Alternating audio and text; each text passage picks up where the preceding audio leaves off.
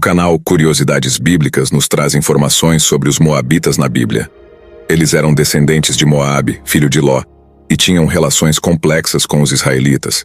Às vezes, conviviam pacificamente, mas em muitas ocasiões se tornavam inimigos ferrenhos.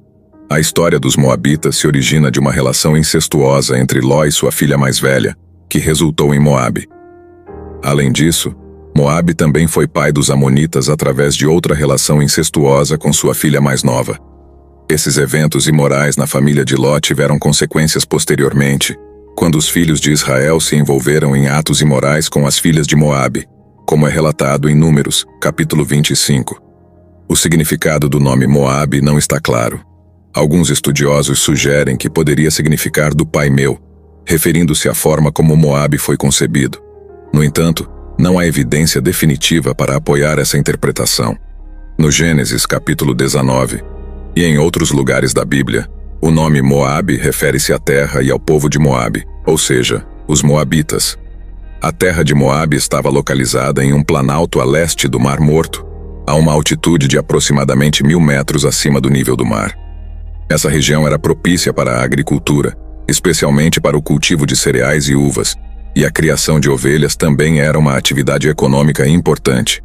O tamanho do território de Moabe variava ao longo do tempo, mas em geral sua fronteira sul estava no vale de Sered, e a fronteira norte se estendia do rio Arnon até um limite indefinido mais ao norte. A região de Moabe provavelmente estava habitada desde tempos antigos, e os descendentes de Moabe se estabeleceram lá, misturando-se com a população local por meio do casamento. Com o tempo, eles se tornaram o povo dominante da região, e seu nome foi usado para designar tanto a população quanto o território. Moabe se tornou um reino bem organizado, com uma economia estruturada e grandes construções. Pequenas fortalezas estavam localizadas em pontos estratégicos de suas fronteiras, e a Bíblia menciona várias aldeias e cidades na região. Por muito tempo, os Moabitas experimentaram certa prosperidade e conquistaram vários territórios, expandindo-se para o norte. Na Bíblia, os Moabitas também estão intimamente associados aos Israelitas, seus parentes mais próximos. Quando os israelitas saíram do Egito, os Moabitas já eram considerados um povo poderoso. Os Moabitas praticavam uma religião semelhante ao paganismo cananeu, celebrando rituais impuros ligados à natureza e à fertilidade, e adorando Astorete, a deusa da fertilidade. Entre as divindades que veneravam, a principal era Quemos, o deus da guerra, a quem ofereciam sacrifícios de ovelhas, bois e até sacrifícios humanos. A relação entre os israelitas e os moabitas foi complicada. A Bíblia menciona períodos de convivência amigável e troca econômica e cultural entre os dois povos. No entanto, os moabitas não demonstraram hospitalidade em relação aos israelitas quando saíram do Egito. Balaque, o rei de Moabe, contratou o falso profeta Balaão para amaldiçoar Israel antes de cruzarem o rio Jordão. Os israelitas também se envolveram imoralmente com as mulheres moabitas e medianitas e participaram de sua idolatria. Por esse motivo foi ordenado que fossem excluídos da congregação de Israel. Quando Moisés morreu, ele foi sepultado em um lugar desconhecido na terra de Moabe. Durante o período dos juízes em Israel, os moabitas oprimiram os israelitas por 18 anos, sob o reinado do rei Eglon, um homem canhoto, que finalmente os libertou. Depois disso, Ruth emigrou com sua família para Moabe, e suas filhas se casaram com mulheres moabitas, Orfa e Ruth. Após a morte de seus maridos, Noemi e suas noras retornaram a Belém. Pela sua fé, Ruth se tornou parte da tribo de Judá ao se casar com Boaz, tornando-se assim ancestral do rei Davi e do Senhor Jesus Cristo. Durante a monarquia em Israel, o rei Saul lutou e derrotou os moabitas em suas campanhas militares. David também subjugou os moabitas durante seu reinado. Após a morte do rei Salomão e a divisão do reino de Israel, os moabitas obtiveram sua independência, mas mais tarde foram novamente subjugados por Israel. Após a morte do rei Acabe, eles se rebelaram mais uma vez e conquistaram sua liberdade de Israel. Em um episódio posterior, os reis de Israel, Judá e Edom formaram uma coalizão para atacar os moabitas. No entanto, devido a um ato atroz do rei moabita, que sacrificou seu próprio filho, a coalizão foi suspensa mais tarde. Os moabitas, amonitas e edomitas formaram uma confederação para atacar Judá. Mas uma confusão entre eles levou à autodestruição desses povos, frustrando os planos de ataque e ajudando o reino de Israel. Os moabitas foram subjugados pelos assírios e se tornaram tributários do Império Assírio. Após a queda da Síria, os moabitas aparecem na narrativa bíblica como parte do exército que invadiu Judá durante o reinado de Joaquim. No entanto, não passou muito tempo antes de os moabitas conspirarem contra a Babilônia, o que levou o rei Nabucodonosor a tomar medidas enérgicas contra eles. O profeta Isaías, um dos profetas mais proeminentes do Antigo Testamento, fez várias profecias sobre o juízo que viria sobre Moabe, conforme registrado nos capítulos 15 e 16 do livro de Isaías.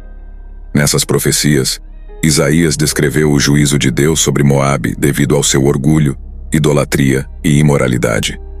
Isaías profetizou a desolação das cidades moabitas, a devastação de sua terra e o sofrimento de seu povo. O capítulo 15 de Isaías apresenta uma visão angustiante do juízo de Deus sobre Moabe, com descrições vívidas da angústia e do sofrimento do povo. O capítulo 16 continua com mais detalhes sobre a queda de Moabe e como seu orgulho os levou à ruína. O profeta Jeremias também pronunciou profecias sobre a queda de Moabe no capítulo 48 do livro de Jeremias. Neste capítulo, Jeremias descreveu como os moabitas, devido ao seu orgulho e confiança em suas próprias forças, experimentariam o juízo de Deus. Jeremias previu que as cidades de Moabe seriam destruídas e que seu povo seria levado para o exílio. Além disso, o profeta Jeremias advertiu sobre a idolatria dos moabitas e como sua confiança em seus deuses falsos os levaria à ruína. Essas profecias, tanto de Isaías quanto de Jeremias, destacam a importância de reconhecer a soberania de Deus e viver de acordo com seus mandamentos. Os moabitas, ao ignorar as advertências de Deus e continuarem seu caminho de orgulho e idolatria, enfrentaram o juízo divino. As profecias sobre a queda de Moabe servem como um lembrete de que Deus é justo e que todas as nações serão julgadas por suas ações.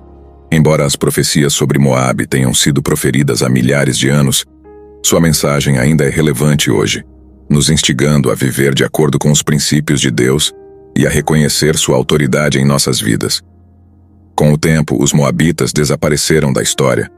Não há registros precisos de seu destino após o exílio babilônico de Judá. As ruínas na região de Moabe testemunham sua antiga glória, embora os moabitas não existam mais como um grupo étnico reconhecível. Sua história no Antigo Testamento oferece valiosas lições sobre as consequências da idolatria e da imoralidade, bem como sobre a soberania de Deus na história das nações. Queridos espectadores, exploramos juntos a história dos moabitas, um povo que teve uma relação complexa com os israelitas na antiguidade. Embora tenham experimentado períodos de prosperidade e conflito, eles finalmente desapareceram da história. Essa narrativa é um lembrete de como as decisões e ações de uma nação podem ter efeitos duradouros em nossa vida. É fundamental lembrar que nossas decisões também têm consequências. Se você gostou deste vídeo, não se esqueça de dar um like, se inscrever em nosso canal e ativar o sino para não perder nenhum conteúdo. Além disso, se tiver algum comentário ou pergunta, não hesite em deixá-lo na seção de comentários. Nos vemos no próximo vídeo.